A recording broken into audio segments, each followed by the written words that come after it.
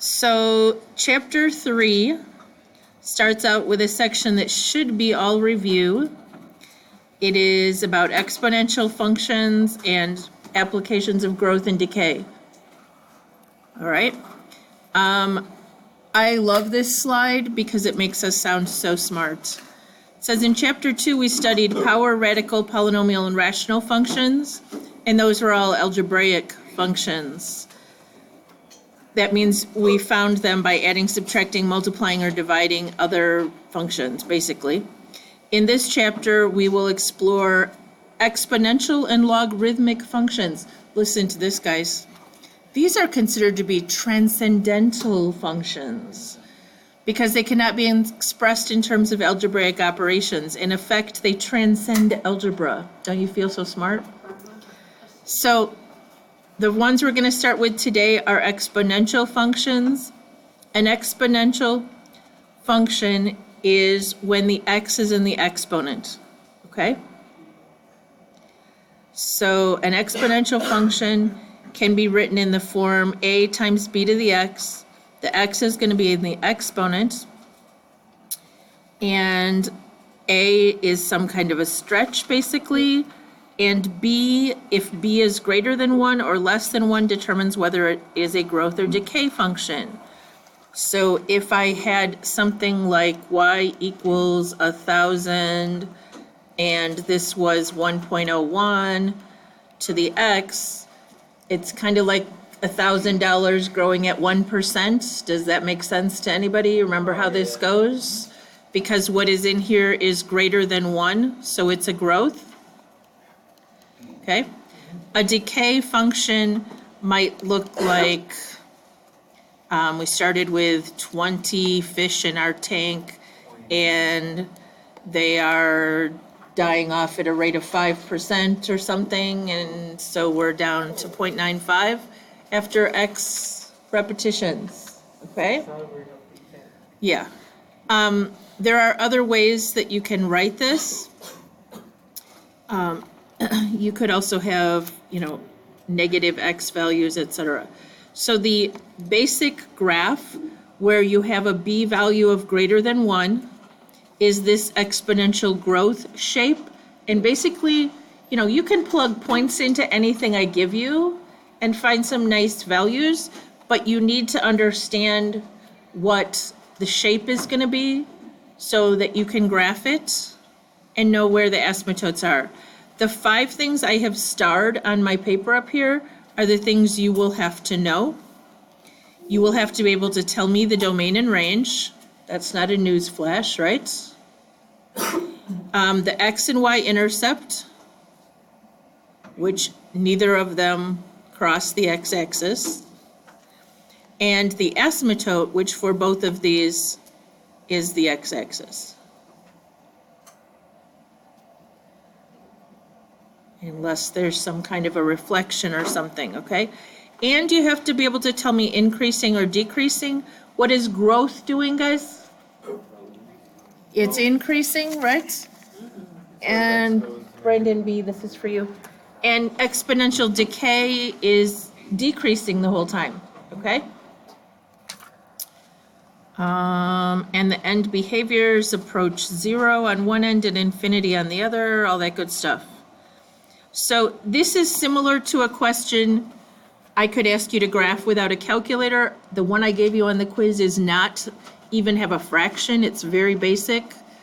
But if I had said y equals 1/3 to the x, what would I get when I put in a 1, guys?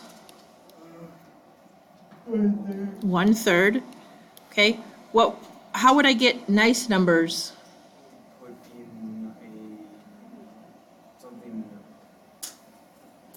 What would make this a whole number if I did what to it?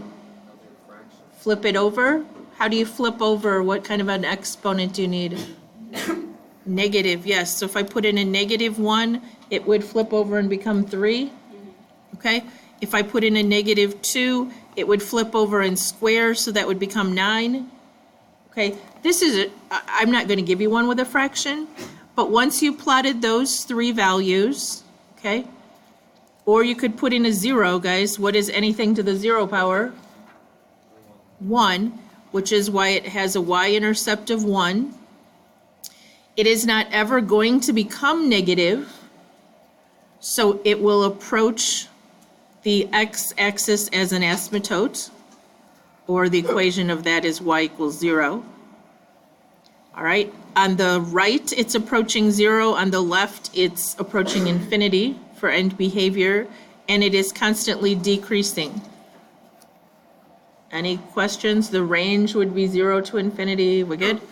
All right, so let's try, This one's a little bit trickier than I would give you to do without a calculator. The parent function would be 2 to the x. So could we think about that graph for a minute? 2 to the x. Put in a 0. 2 to the 0 would be 1. Okay. 2 to the 1 would be 2. 2 to the negative 1 would be 1/2. So the shape is like this. Okay. That was the parent function. What two transformations have occurred? Inside on the x, there's a -1, which shifts it what? Right 1.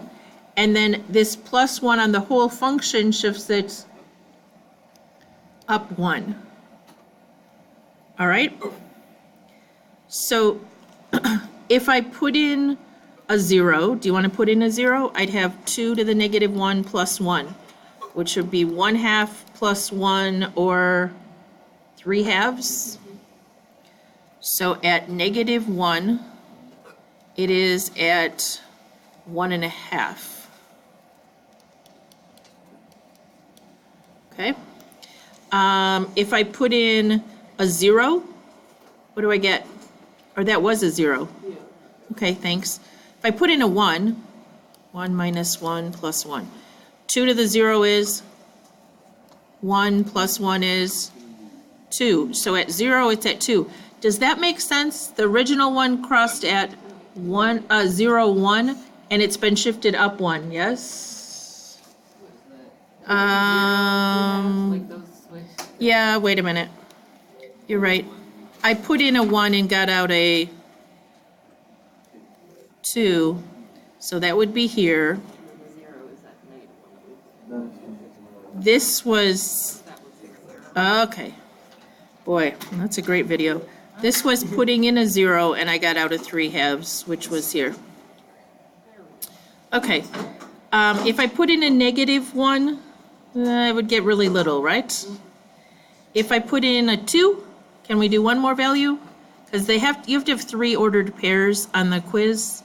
If I put in a 2, I'd get 2 to the 1 plus 1, which would be 3. So at 2, it's up at 3. At 1, it was at 2. And at 0, it was at 3/2. Okay. The original asymptote was the x-axis, but because of the up 1 shift, this is our new horizontal asymptote. So the asymptote is y equals 1 because of the up shift. All right. Domain and range then, guys?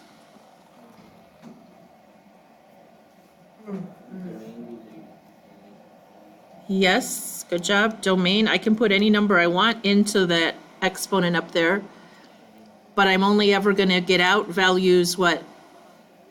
That are positive, so then if we shift it up 1 and up. Intercepts, x is none, and y-intercept was 0, 3/2. All right, end behavior. F of x is doing what on the left?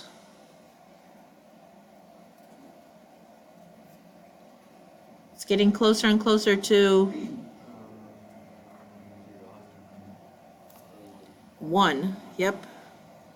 As x goes left, and f of x is going up towards infinity as x goes towards the right. Okay, increasing, decreasing. Is it a growth or decay function, guys? Growth, so the entire thing is increasing from negative infinity to infinity.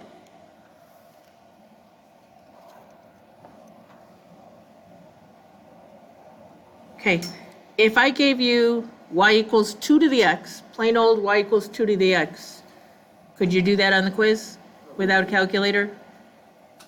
Okay. It doesn't have any shifts or stretches, okay? So describe these for me just for good practice because transformations is still a struggle for some of you. This one is 2 to the x where what happened? Left one. This one, okay, what happens when you change the x values to their opposites? So things that went to the right now go to the left. Left go to the right. So that is reflect across y-axis, yes. Okay, this one is two things. What is it when it's on the function and it's multiplied? It's on the whole function, so it is a vertical stretch. And the negative is on the function, so it's on y. Changing y values makes everything that used to go up now go down, so it would be reflect over what?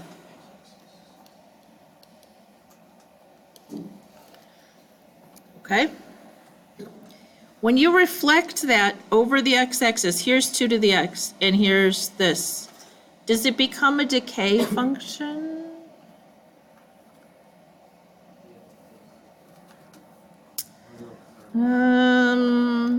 The values are getting smaller and smaller, but they're negative, so I don't think it's called a decay function. It's just called a reflected, okay, growth function. All right, we need to talk about this weird number called E. Does everybody remember hearing about E last year? E is a famous irrational number like pi or something, okay? E is actually way more useful than pi because pi is basically only used in circles, okay? The definition of E, this is how we approximate E. 1 plus 1 over n to the nth power. The bigger and bigger and bigger and bigger numbers you put in for n, you will get closer and closer to this limit called the natural log. It says E is called Euler's number. It is the natural logs base of the natural log system. It has a lot of interesting applications. It is called the natural base. Here's again the definition from your book, same thing. Okay. It is a growth function, e to the x.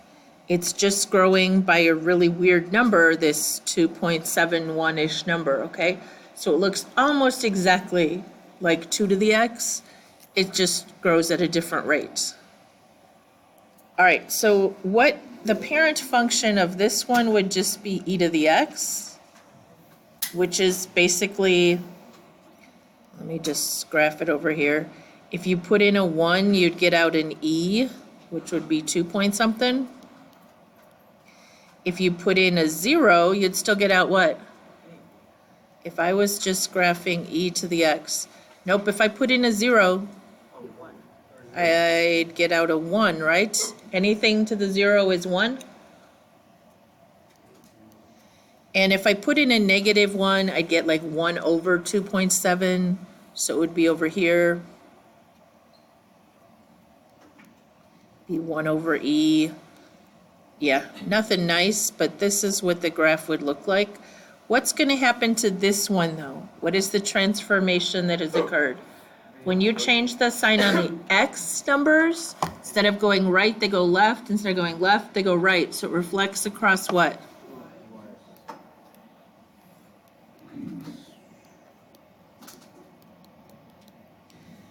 Okay, so it's still when I put in a 0, I get out a what? Okay, so 0, 1 is still there. But now instead of 1e, I'm going to get, yes, negative 1.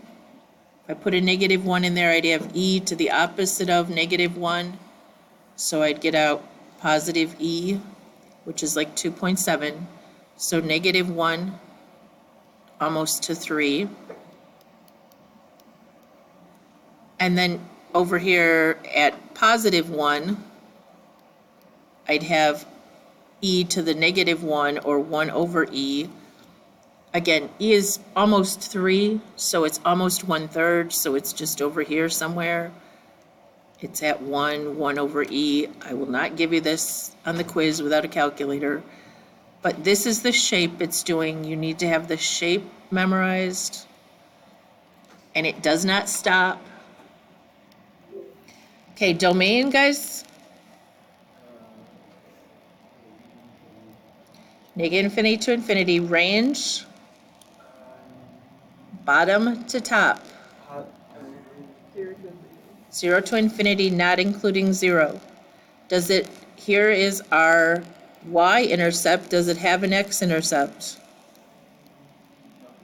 No. Asymptote? Y equals 0, or you can just write the x-axis. I'll take either one. End behavior, okay? As x goes very negative, what is this function doing? So I'm talking about the left side. Okay? As x goes to the right, or positive, the function is getting closer to 0, right? So left end, right end. Okay. Increasing or decreasing? As you go left to right, this one is decreasing from -infinity to infinity. Whole thing is decreasing.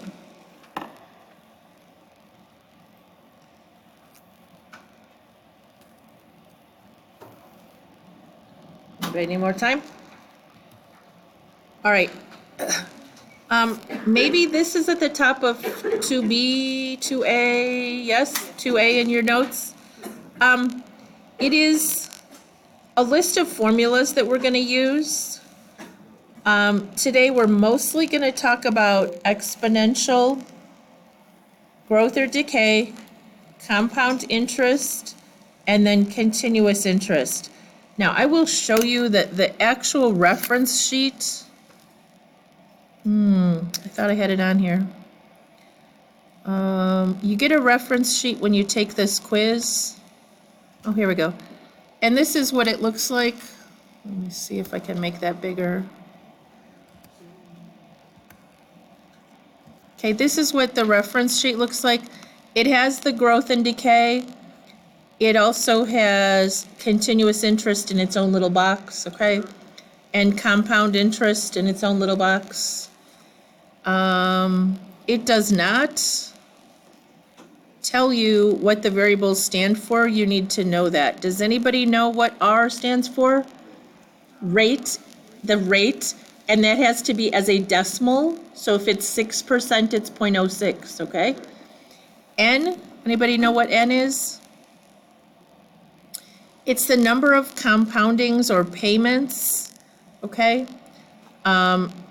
For example, if it said quarterly, N would be 4. If it said monthly, N would be 12. We good? T is for time in years. So that's that one. Oh, P, what does P stand for? It actually stands for principal, but we always think of it as the present value, the starting value. Okay, starting value. The word is principal. So here, continuous interest is principal times E to the R, which is the rate, times time. And here, we have to be careful. It's 1 plus the rate if it's growing, and it's 1 minus the rate if it's decaying, right? Because your growth rate would be negative. T is time. N sub 0 is just your original amount. All right, so we're going to do some applications because this is all supposed to be review. This is a compound interest example. Does anybody know what happens as you compound more often? So like quarterly was 4 times a year, monthly was 12. What happens to the amount of interest you earn? We put 300 bucks in and left it there for 20 years. And the more often they compounded the interest, the better, right? Okay. Now, it's not a huge difference over the course of 20 years, but it's always better to have it compounded more often. The final answer here is very close to continuously. And the continuous formula, we would just take 300, was it $300, guys? I'm flying by the seat of my pants here because I didn't check this. So we would take 300 E, which is second, and then this ln. Did anybody remember what the interest rate was?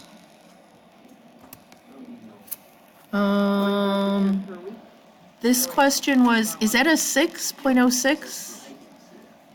Okay, looks like 6, and we left it there 20 years. So we would have 0.06 times 20 up here. And we get 996.04. Is that basically the same as what they had?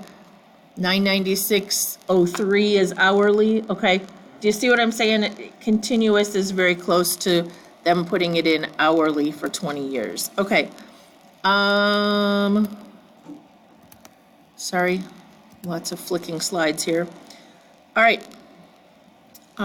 Again, it just says be real careful. If it is decaying, you have to have a negative rate. All right, so example 1. I don't know where this is. Is this still on 2A? Okay. A researcher estimates that the initial population of a colony of cells is 100, so that's our n sub 0. If the cells are reproducing at a rate of 25% per week, so our rate is 0.25, and it's positive, they're reproducing, right? And we're talking about weeks. So our T, it says per week in 6 weeks. So T is just going to be 6. So we'll have 100, 1 plus 0.25. Why isn't it just 0.25, guys? Because then that would be taking that amount by 2.5. Yes, it would decrease, right? 1 means they're all staying there. 100% of them are staying, plus some more are growing. Does that make sense? That's where the 1 comes from. And to the 6. Can you type that real quick?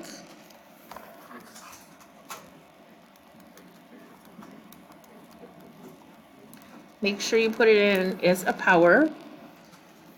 I got 381.5, actually it's 0.46. So if we wanted to round to the nearest number of cells, even though that would round to a 5, etc., this 0.46 doesn't round up. So if we wanted a whole number, 381, anybody get in that, or did I do something wrong? Okay.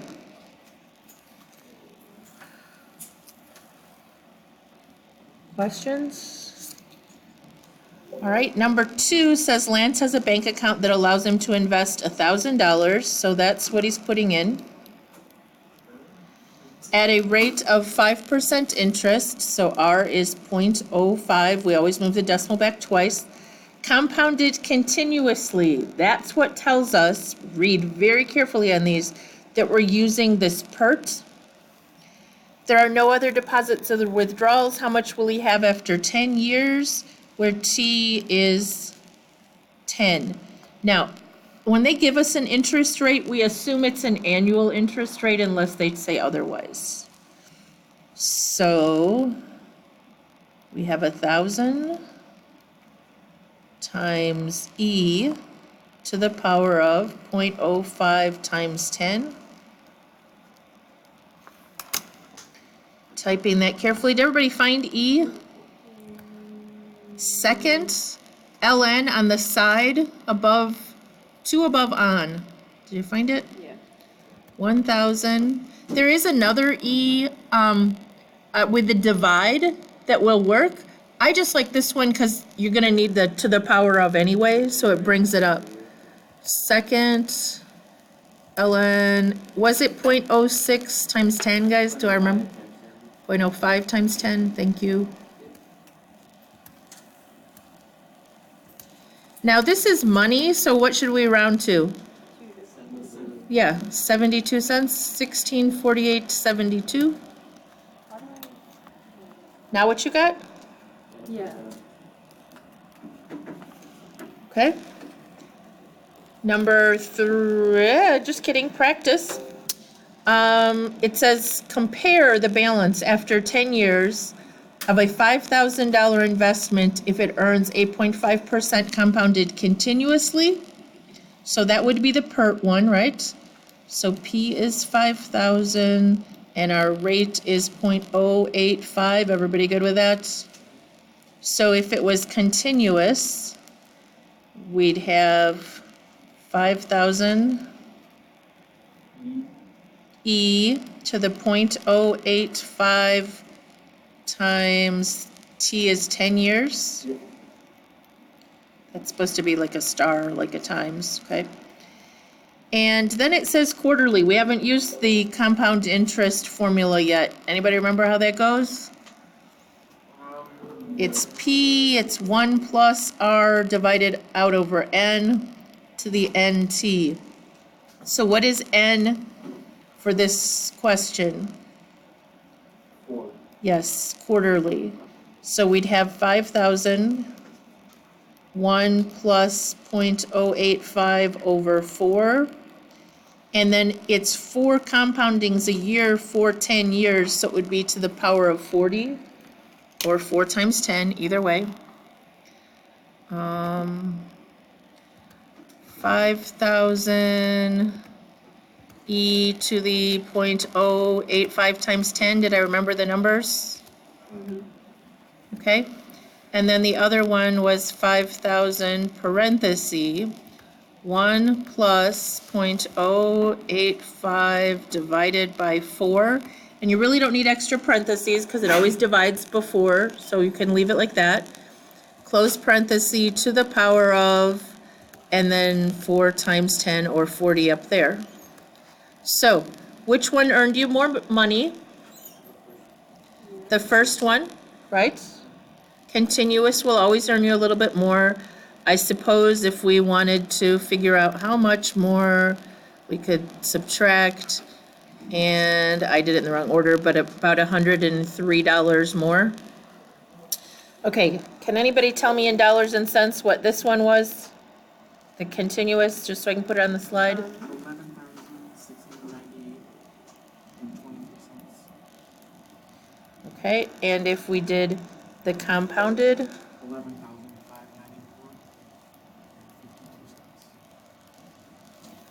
so we earned about $103 more. It just says compare them. Was it 103.7 or something? About $103 more with continuous. Okay. Everybody okay? Need more time? I'm pretty pokey, so you probably don't.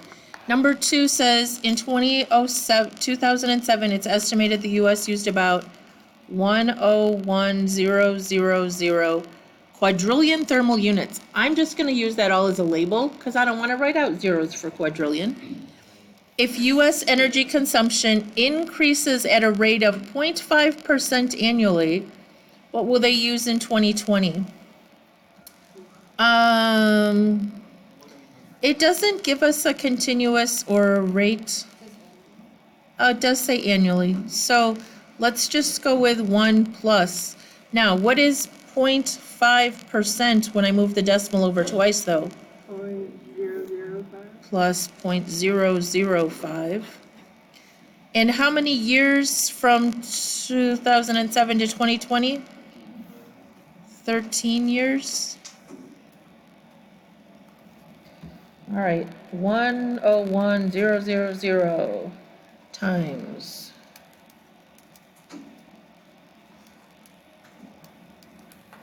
Anybody get 107,766 if I round to a whole number? Quadrillion thermal units. I only rounded to a whole number because it's already in quadrillions of units, so I wasn't too worried. We're off by a little. Yeah. Hello, man. Okay. Number 3, it says there were 10 rabbits at this time last year, and it's increasing 10% each month over the last year. So how many are there now? So I'm thinking we should use T equals months and use 12 for a year later. Does that sound okay? And what are you gonna put in here if it's increasing 10% each month?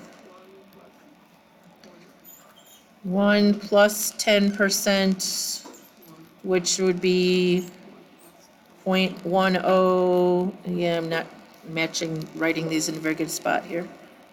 Let's try that again. This is to the 12th. So this is 1 plus 0.1. All to the power 12. Sorry, that's written really crappy. 10 to the 1 plus 0.1 all to the 12th power. 31, 38, anybody? Around 31 rabbits? No, I only got 0.38 per 100. Did you multiply? No, I was Oh, making yes, I get you. We would want to round to a whole number because it's rabbits.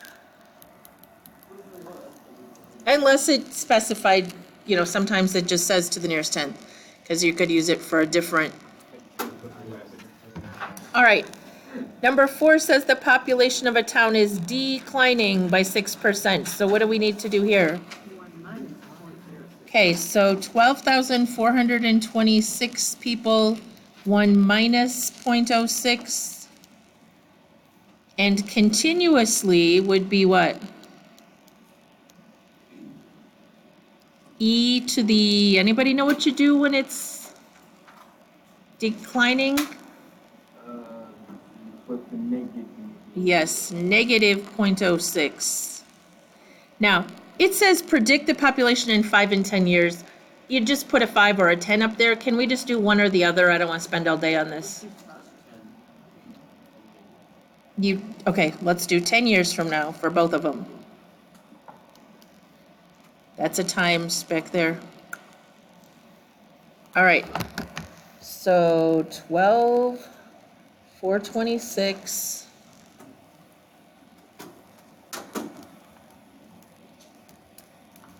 Anybody get 6,693 if I round to the nearest whole person here?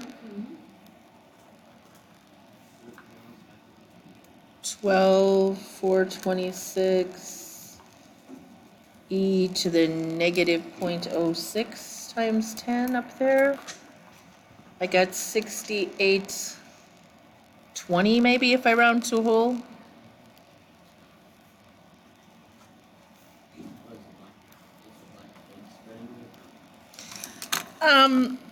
No jobs, they're moving out.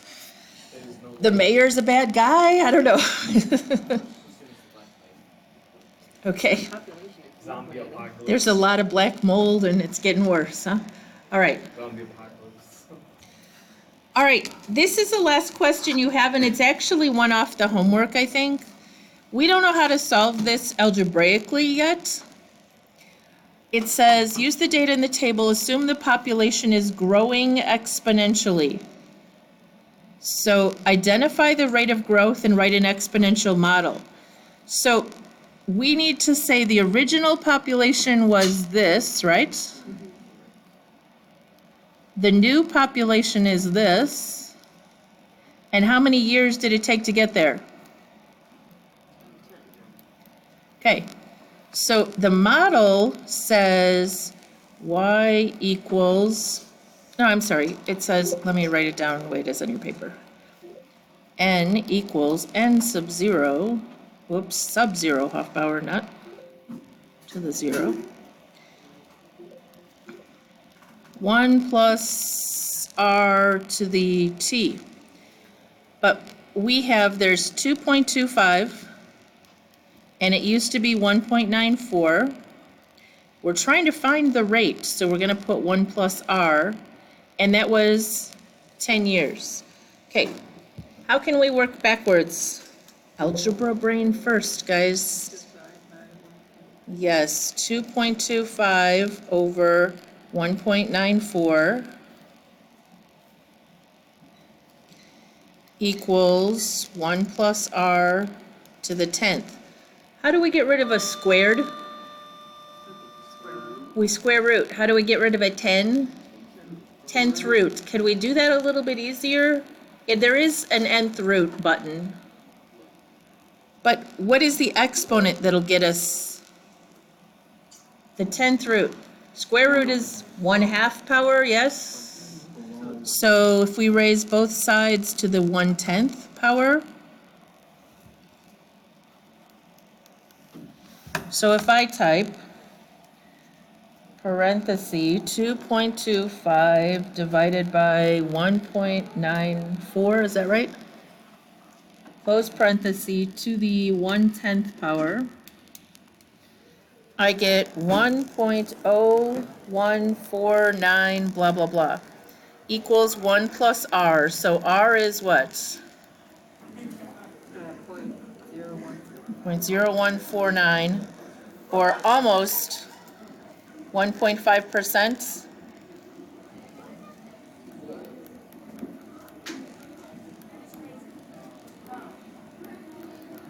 Okay? And the model would be 1.94 was our original value. 1 plus 0.0149, I'll go ahead and leave it to a few places there, to the t. Okay? What is t then? T is time since what, according to our model? Years since 1990? Okay, how are we going to predict the year it hits 2.7 million? Where do we want to put 2.7 in? For the y is Yeah, for the y.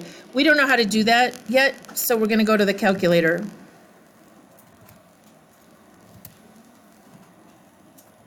And it was, what was the original, guys? 1.194?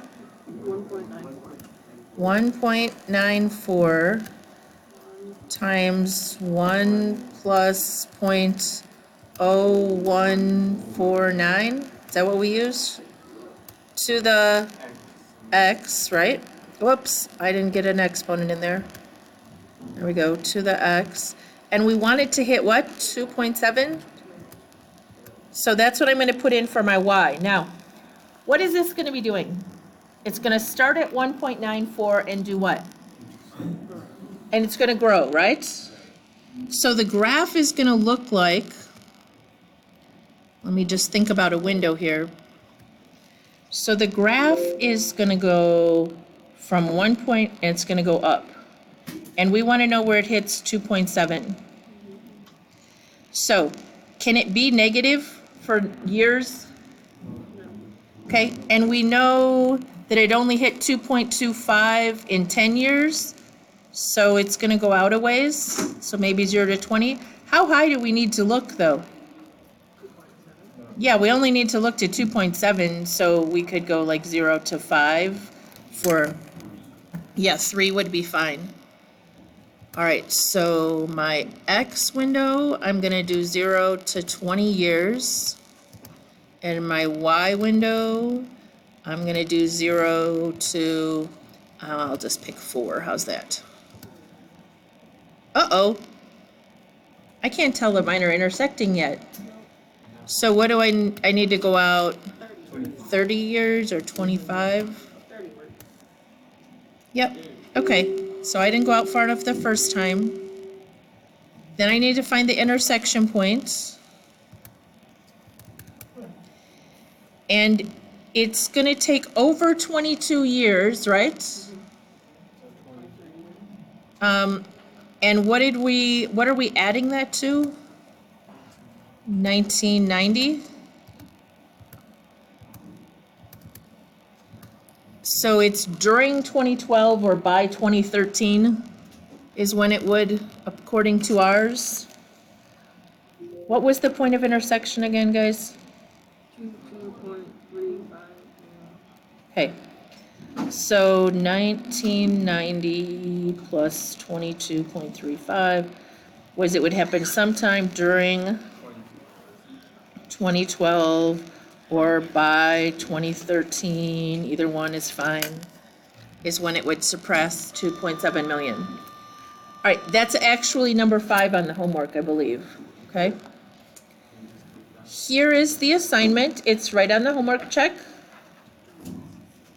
Do it, yes. No calculator quiz on Friday. So, to answer your question, are you gonna be able to do that question on Friday's quiz? Okay, what would I ask you to do, maybe? Not that one necessarily, but for one like this, I would just say write the equation, okay? There is a growth or decay, but it just says, write me the equation. Does that make sense? You don't have to actually type it in. So write an equation that would predict the population in 13 years or in X years, okay? Just know where to put the numbers. And you can have the reference sheet if you need it, okay? All right.